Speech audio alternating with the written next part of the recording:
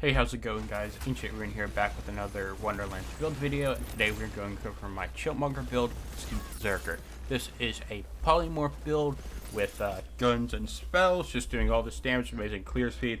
I actually changed this up a couple times. I actually recorded like a whole video and was in the middle of editing it. Took a break, played it more. I was like, hey, I can change this, and then I did that. So that just shows how much a build can change, and like why this build took me so long to make. And then just live stuff. But this is a super great build and super strong, super fun. Like, tons of people wanting me to do this build video and like watch this build, and so I was like, okay, finally do it. And so yeah, we're doing it now. And yeah, I also stream on Twitch, which is a great place there to just hang out. If you guys want to hang out there as well, we do theory crafting there and just runs with community. And then also follow there, and if you want to subscribe here and like the video, I'd really appreciate that. The save file will be in my Discord, and I hope you guys enjoy.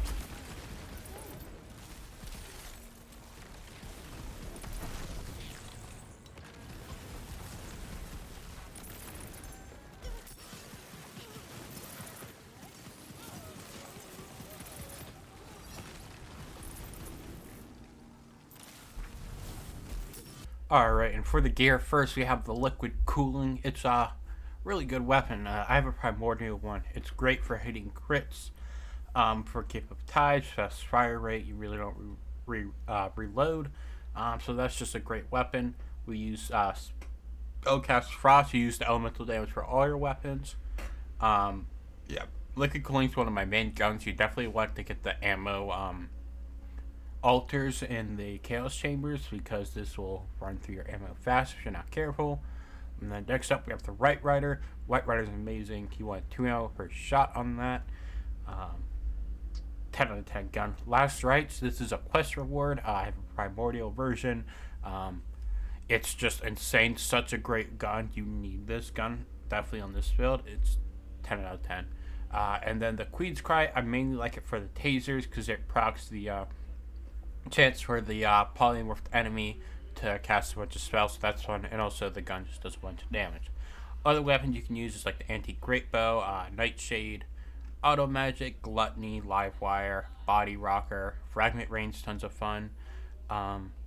Also sword explosion sword explosion, of course. The Ruby's fight is also really great. I had one on this build, but then I moved it to another build just because I didn't have another good one. So that's it for the weapons. And then here for the melee weapon, we use a frying pan with actual start damage dealt is increased by 20 seconds. And I use Echo on this. I like this for the damage reduction that you get from behind. You could also use like a peg leg. But I really like the frying pan for survivability. And then for the rings, we use a Shark's Fang with gun damage roll, because this will roll a double gun damage. I have pretty much for the passives, you just want stuff for your guns. I will say that I did save edit these to be double rolled, so it can be hard to get this, but mainly just stuff for your guns, or like spell radius, or spell crit damage, or chance. That would be great as well. Yeah, mainly for your guns is what I really like to do for this. And then for our shield, we use a body rune, because body rune's great survivability. We don't really use it for the fire damage because it gets lowered by your soaked effect.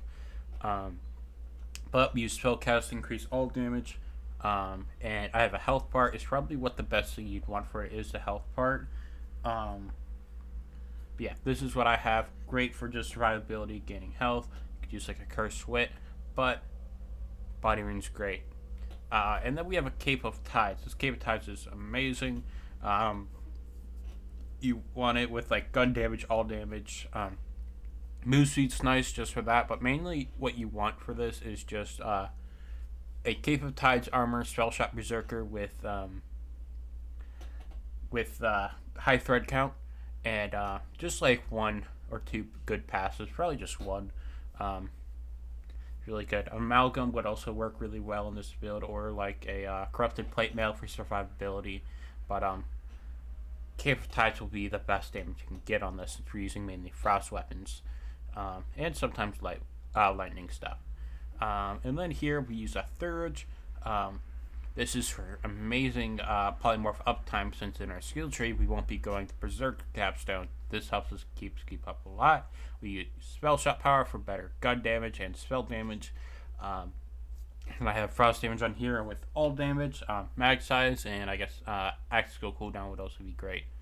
But I have all damage on this. You could also use a Skeep. Here you have this. I have this one here. This is amazing survivability, so if you find that you're dying a bunch, put on the Skeep instead. You'll lose some polymorph uptime, but it's just enough because I used to use the Skeep most of the time, but then I switched to Thurge and built it great. And then we have a Blazing Calamity. Mainly you want a Blazing Calamity with Spell Charge, but a regular one does great. Spell Charge will just make it be a lot higher. I'd honestly say the priority would be getting a Blazing Calamity, probably in Frost, and then maybe the tier, and then like the Chaos tier, and then the Spell Charge. Because the Spell Charge is really nice, but it's not necessary at all. But it is insane with Seventh Thread. For the spell, the enchant, I use increased gun damage and fire rate. I mainly do it for the fire rate, to be honest, and not the gun damage, because we already have a bunch of it, but it's also really good to have.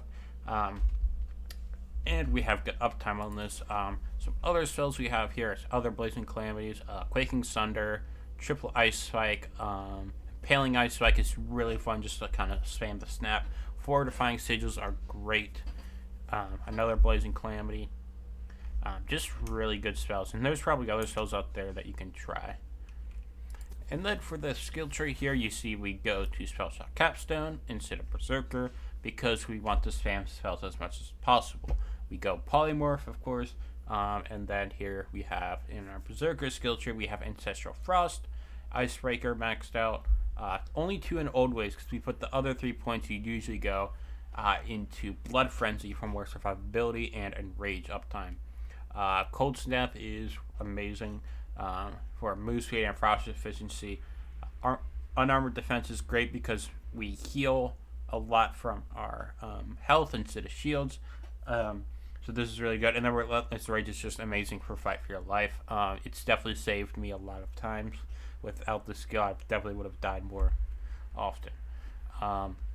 Here in Spellshot tree, we go Magic Bullets and Prestidigitation, Max just warming up, Mage Armor, Glass Cannon, High Thread Count, basic stuff. We don't go anything in Font of Mana or Spell Sniper just because I really feel like it.